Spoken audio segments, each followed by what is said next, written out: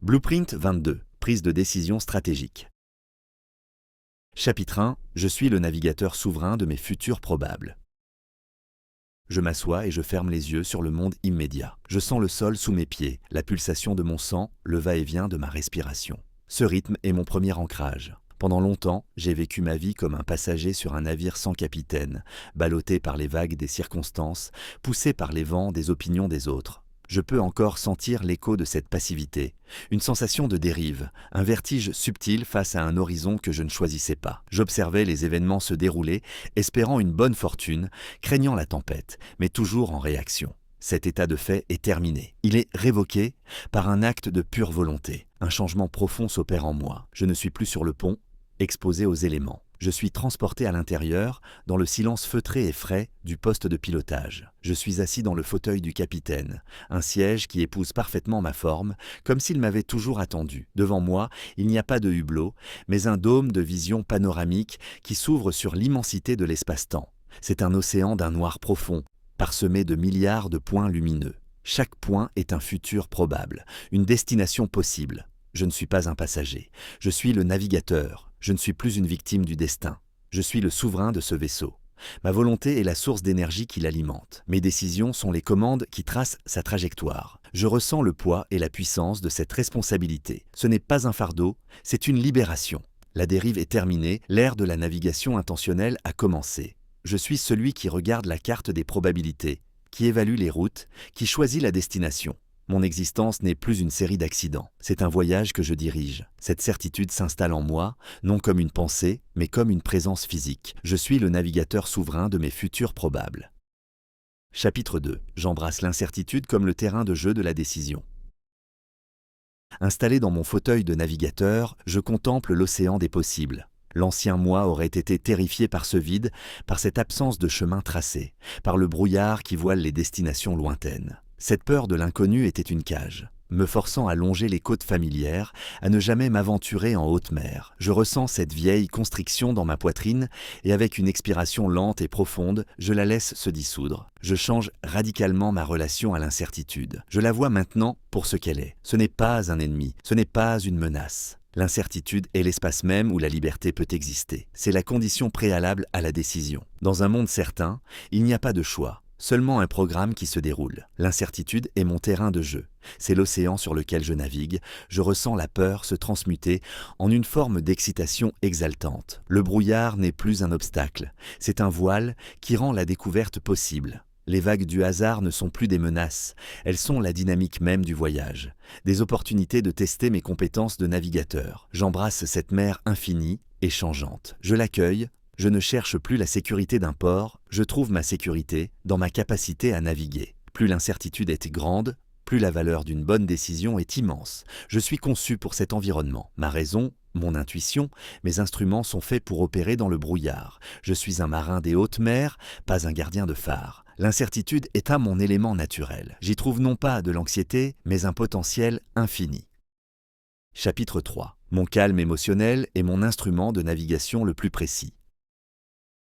La mer de l'incertitude est mon domaine, mais cette mer est parfois calme et parfois elle se déchaîne en une tempête furieuse. Les vagues de l'urgence, les vents de la panique, la pluie aveuglante de la peur peuvent frapper le poste de pilotage. L'ancien moi aurait été emporté par la tempête, ses émotions se confondant avec le chaos extérieur, rendant toute manœuvre impossible. Je reconnais que la tempête est à l'extérieur. À l'intérieur du poste de pilotage, je cultive un calme absolu. Je porte mon attention sur un instrument au centre du tableau de bord. Ce n'est pas un écran ou un cadran. C'est un gyroscope parfait, suspendu dans un champ de force silencieux, brillant d'une lumière douce et stable. Ce gyroscope est mon calme émotionnel. À l'extérieur, le vaisseau peut tanguer et rouler, les vagues peuvent s'écraser contre le dôme de vision. Mais à l'intérieur, le gyroscope reste parfaitement, immuablement horizontal. Il est mon point de référence absolu. Mon or véritable. Je ne suis pas la tempête. Je suis le calme qui l'observe. Je me dissocie du chaos émotionnel. La peur, la colère, l'euphorie sont des phénomènes météorologiques, pas mon identité. Je les observe comme des données, pas comme des directives. Mon calme est mon instrument le plus précieux. Il est la source de ma clarté. C'est seulement depuis ce centre de silence que je peux lire les autres instruments avec précision, que je peux analyser la situation sans distorsion, que je peux prendre la décision qui sauvera le navire, non pas par réaction, mais par une réponse lucide et délibérée. Je cultive ce calme comme un muscle. Je m'y ancre. C'est mon super pouvoir. Dans le cœur de la tempête, mon calme est le phare qui garantit que je reste le navigateur.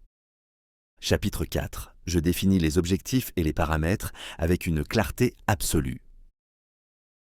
Je suis dans le poste de pilotage, ancré dans le silence de mon gyroscope intérieur. Le vaisseau est stable, prêt à recevoir une direction. Un voyage sans destination est une dérive. Mon premier acte de navigateur n'est pas de mettre les gaz, mais de calibrer la destination avec une précision absolue. Je me tourne vers la table de navigation holographique. D'un geste de la main, j'active la carte. Un brouillard lumineux et informe apparaît, représentant l'ambiguïté de mes désirs initiaux. Je ne peux pas tracer de route dans ce brouillard. Je commence un processus de clarification impitoyable. Je pose la question fondamentale. Quel est le résultat précis que je veux atteindre ? Je ne me satisfais pas de réponses vagues comme plus de succès ou être mieux. Je force la définition, je la quantifie, je lui donne des contours nets, des coordonnées précises sur la carte des possibles. Le brouillard commence à se dissiper sous le faisceau de mon intention. Je définis les paramètres du voyage. Quelles sont mes ressources disponibles? Quel était mon horizon temporel? Quelles sont les contraintes et les non négociables? Chaque paramètre que je définis est comme une balise de navigation qui s'allume, créant un corridor de plus en plus clair. Je définis aussi les critères de succès. Comment saurais-je, sans le moindre doute, que j'ai atteint ma destination? Je construis un tableau de bord mental avec des indicateurs clés, froids et objectifs. La clarté était mon obsession. Je dissèque chaque aspect de mon objectif jusqu'à ce qu'il n'y ait plus aucune place pour l'interprétation. Le brouillard s'est complètement retiré. Devant moi, sur la carte holographique, une seule destination brille maintenant d'une lumière intense et stable. Le point de départ est clair. Le point d'arrivée est clair. Le voyage peut être complexe, mais la destination, elle, est une certitude. Chapitre 5. Je collecte et j'évalue l'information pertinente sans biais. La destination est verrouillée. Entre ma position actuelle et ce point lumineux s'étend l'océan de l'incertitude. Pour le traverser, j'ai besoin d'informations. Pas de n'importe quelles informations, j'ai besoin de données pures, pertinentes, non contaminées. Je déploie mes capteurs. Mon esprit devient un réseau de collecte d'une sensibilité et d'une portée extrême. Il scanne l'environnement, absorbant des flux de données. Mais je ne suis pas une éponge, je suis un filtre. Le premier niveau de filtre est la pertinence. Je ne m'intéresse qu'aux données qui concernent directement le voyage défini. Tout le reste est du bruit. Et je le laisse s'écouler sans y prêter attention. Le second niveau de filtre est la qualité. Chaque information qui passe le premier filtre est mise en quarantaine et soumise à une inspection rigoureuse. Je questionne la source. Est-elle fiable ? Y a-t-il un agenda caché? Je cherche la corroboration. D'autres sources indépendantes confirment-elles cette donnée? Je me méfie de l'anecdote et je privilégie la tendance, la statistique. Le troisième niveau de filtre, le plus important, est interne. Je me scanne moi-même à la recherche des biais qui pourraient colorer mon interprétation. Je traque le biais de confirmation qui me pousse à surévaluer les données qui confirment ma route préférée. Je neutralise le biais de disponibilité qui donne un poids excessif aux informations récentes ou spectaculaires. Je suis un scientifique dans mon propre laboratoire de décision. Je ne confonds pas l'information avec la vérité. L'information est une matière première que j'évalue, que je pèse, que je valide avant de l'autoriser à entrer dans mon système de navigation. Seules les données les plus pures et les plus fiables sont intégrées à ma carte. Chapitre 6. Je modélise les scénarios possibles et leurs probabilités associées. Les données validées alimentent mes systèmes. La carte s'enrichit de courants, de zones météorologiques, de dangers potentiels. Maintenant, le véritable travail de navigation commence, la simulation. Je ne me contente pas de tracer une seule ligne droite vers la destination. Je suis un architecte des futurs probables. Je me place devant le simulateur holographique. À partir de ma position actuelle, je commence à construire des arborescences de scénarios. Pour chaque décision majeure que je pourrais prendre, je crée une nouvelle branche. Si je choisis la route nord, quels sont les événements possibles? Je modélise les scénarios. A. Vent favorable. B. Tempête modérée. C. Rencontre avec un obstacle imprévu. Je ne m'arrête pas là. Je plonge dans les données que j'ai collectées et j'assigne une probabilité à chaque scénario. Route nord. Scénario A, 60% de probabilité. Scénario B, 30%. Scénario C, 10%. Je fais cela pour chaque route possible, pour chaque option. Je construis une carte multidimensionnelle du futur, non pas comme il sera, mais comme il pourrait être. Je vois les chemins qui mènent à des succès rapides, mais risqués. Je vois les routes plus lentes, mais plus sûres. Je vois les points de décision critiques où un petit choix peut ouvrir ou fermer des pans entiers de l'arbre des possibles. Ce n'est pas un exercice passif. Je suis en interaction avec les simulations. Je joue les scénarios en accéléré, j'observe les conséquences en cascade. Je ne cherche pas à prédire le futur avec certitude. C'est impossible. Je cherche à comprendre le paysage des probabilités. En modélisant les futurs possibles, je me prépare à y naviguer. Je transforme le brouillard de l'incertitude en une carte stratégique de risques et d'opportunités. Chapitre 7. Je pense en termes d'espérance de valeur, EV, pas de certitude. Je suis dans le poste de pilotage. La carte des futurs probables est déployée devant moi, une arborescence complexe de chemins et de résultats potentiels. L'ancien moi aurait été paralysé, cherchant le chemin sûr, le chemin garanti gagnant. Cette quête de certitude était une illusion, une chasse aux fantômes dans un univers probabiliste. Je délaisse ce mode de pensée primitif. J'installe un nouveau système d'exploitation pour l'évaluation. Je regarde à nouveau la carte, mais ma perception a changé. Je ne vois plus seulement des destinations. Je vois une valeur numérique attachée à chaque destination finale, une mesure objective de son impact par rapport à mon objectif. Je vois aussi le pourcentage de probabilité inscrit sur chaque branche du chemin qui y mène. Mon esprit n'est plus un compteur d'histoires d'espoir ou de peur. Il est une calculatrice froide et puissante. Pour chaque option, pour chaque route possible, j'effectue un calcul simple et d'une puissance redoutable. Je multiplie la valeur de chaque résultat possible par sa probabilité, puis j'additionne ces résultats. Le chiffre final est l'espérance de valeur, EV. C'est le rendement moyen pondéré de ma décision si je pouvais la répéter 1000 fois. Ce chiffre unique devient mon principal instrument de navigation. Je ne choisis plus le chemin qui semble le meilleur, ni celui qui offre la plus grande récompense potentielle si tout se passe bien. Je ne choisis pas non plus celui qui évite le pire résultat à tout prix. Je choisis, avec un détachement absolu, le chemin qui possède la plus haute espérance de valeur. Ma décision est ainsi libérée de l'influence de l'optimisme ou du pessimisme. C'est un acte de pure rationalité stratégique. Je ne parie pas sur une certitude. J'investis dans une probabilité. C'est le passage du joueur à l'investisseur, de l'amateur au professionnel. Chapitre 8. J'utilise des cadres décisionnels rigoureux, matrice, arbre.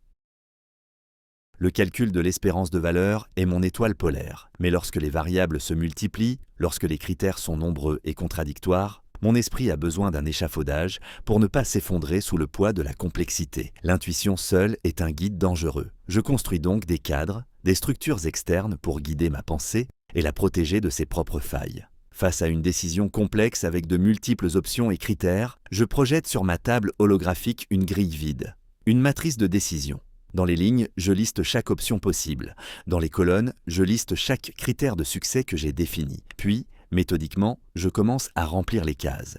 Pour chaque option, j'évalue sa performance sur chaque critère en lui assignant une note. Je pondère chaque critère en fonction de son importance relative. Le processus est lent, délibéré, presque mécanique. Je sors le problème de ma tête, de l'espace brumeux des émotions et des biais, pour le poser sur la grille. Là, je peux le voir dans sa totalité, objectivement. La meilleure option n'est plus une sensation, elle est le résultat d'un score total, une conclusion logique qui émerge de la structure. Pour les décisions qui impliquent une séquence d'événements, je dessine un arbre de décision. Chaque branche est un choix, chaque nœud une conséquence, chaque feuille un résultat final. Ce cadre me force à penser séquentiellement, à ne négliger aucune possibilité. Le cadre n'est pas une prison pour ma pensée. Il est l'outil qui la discipline, qui la force à être exhaustive, cohérente et transparente. En utilisant ces structures, je ne laisse aucune place aux angles morts. Je construis ma décision sur des fondations d'une rigueur inattaquable. Chapitre 9. Je distingue les décisions réversibles, agilité, des décisions irréversibles, rigueur. Mon arsenal d'analyse est puissant, mais la puissance brute sans discernement est inefficace. Un navigateur qui utiliserait la même procédure de lancement d'un missile nucléaire pour chaque petite correction de trajectoire serait rapidement épuisé et paralysé. Je dois allouer mes ressources cognitives avec une intelligence suprême. Pour ce faire, j'installe un protocole de triage fondamental. Avant même de commencer l'analyse, je classe la nature de la décision à prendre. Je regarde chaque point de décision sur ma carte et je le qualifie selon un critère unique et essentiel, la réversibilité. S'agit-il d'une porte à double sens ou d'une porte à sens unique ? Une décision réversible est une porte à double sens. Si je me trompe, je peux faire demi-tour, revenir au point de départ avec un coût minime. L'information acquise lors de l'erreur a souvent plus de valeur que le coût de la correction. Pour ces décisions, mon protocole est l'agilité. Je décide vite, je collecte juste assez de données pour faire un choix raisonnable. Puis j'agis. Je privilégie la vitesse et l'expérimentation. Une décision irréversible, en revanche, est une porte à sens unique. Une fois franchie, il n'y a pas de retour possible, ou seulement à un coût exorbitant. Ce sont les décisions qui façonnent la trajectoire à long terme. Pour celle-ci, mon protocole est la rigueur absolue. Je ralentis, je déploie tout mon arsenal. La collecte de données exhaustives, la modélisation de scénarios, les matrices de décision, le calcul de V, je prends tout le temps nécessaire. Cette distinction change tout. Elle me libère de la paralysie de l'analyse pour 90% des décisions, me permettant de conserver mon énergie cognitive maximale pour les 10% qui comptent vraiment. Ma vitesse sur les petites décisions me donne le luxe du temps pour la sagesse sur les grandes. Je ne suis plus seulement rigoureux, je suis stratégiquement efficace. Chapitre 10. Je maîtrise l'intuition stratégique comme synthèse de l'expérience. J'ai pratiqué la rigueur, j'ai manié les outils de la logique et de la probabilité jusqu'à ce qu'ils deviennent une extension de ma pensée. J'ai construit des cadres et des modèles avec la discipline d'un ingénieur. Et maintenant, quelque chose de nouveau émerge. Au cœur du silence de mon poste de pilotage, une nouvelle intelligence se révèle. Ce n'est pas l'opposé de la raison, c'est sa distillation la plus pure. C'est l'intuition stratégique. Je ressens cela non comme une supposition, mais comme une reconnaissance. C'est le résultat de milliers de simulations mentales, de centaines de décisions analysées qui ont tourné en arrière-plan de ma conscience. Mon esprit a traité tellement de données, analysé tellement de scénarios, qu'il a commencé à voir les schémas profonds, les harmonies et les dissonances cachées dans la complexité. L'analyse consciente, lente et délibérée, a forgé des circuits neuronaux si efficaces qu'ils opèrent maintenant à la vitesse de la lumière. Je regarde la carte des futurs probables et parfois, avant même que le calcul de l'espérance de valeur ne soit terminé, je ressens la solution. C'est une sensation physique, une chaleur subtile pour la bonne trajectoire, un froid presque imperceptible pour la mauvaise. C'est un déclic silencieux, la sensation de milliers de points de données qui s'alignent soudainement pour former une constellation claire et évidente. Je ne rejette pas cette sensation, je l'honore. C'est l'intelligence de mon inconscient qui me livre sa synthèse, c'est la sagesse du navigateur expérimenté qui sent la réponse du navire à travers le fauteuil, qui connaît la mer non seulement par ses cartes, mais par une connaissance intime et incarnée. Mon intuition n'est pas une magie, c'est la maîtrise devenue instantanée. C'est l'expérience transformée en instinct. Je l'écoute, puis je la vérifie avec la rigueur de mes outils. Et de plus en plus souvent, la logique confirme ce que mon intuition a déjà vu. Chapitre 11. J'exécute ma décision avec engagement et discipline. L'analyse est terminée, l'intuition a été consultée, le choix est fait. Un vecteur de lumière unique et brillant s'affiche sur ma carte de navigation, reliant ma position actuelle à la destination choisie. Tous les autres futurs probables, toutes les autres routes s'estompent et disparaissent dans l'obscurité. Il n'y a plus d'option, il n'y a que la mission. À cet instant précis, un protocole d'exécution s'enclenche. Je deviens l'instrument de ma propre décision. Ma main avance et engage les commandes, il n'y a aucune hésitation. Le contact est ferme, le mouvement est irrévocable. Je ressens le grondement sourd des moteurs qui s'alignent sur le nouveau cap, la poussée puissante du vaisseau qui s'engage sur sa trajectoire. À partir de ce moment, toute mon énergie, toute ma concentration, toutes mes ressources sont focalisées sur une seule chose, l'exécution parfaite de cette décision. Les doutes, les regrets, les « et si » sont activement bannis du poste de pilotage. Ce sont des fantômes, le bruit résiduel des futurs que j'ai choisi de ne pas explorer. Leur accorder la moindre attention serait un gaspillage d'énergie, un sabotage de la mission. Mon engagement est total, ma discipline est absolue, je maintiens le cap à travers les turbulences prévues et les obstacles imprévus. Je ne remets pas en question la destination en pleine tempête. La phase d'analyse est terminée, la phase d'action a commencé. Je suis la flèche qui a quitté l'arc. Ma seule fonction est de voler droit, vite, et avec une précision implacable vers la cible que j'ai moi-même définie.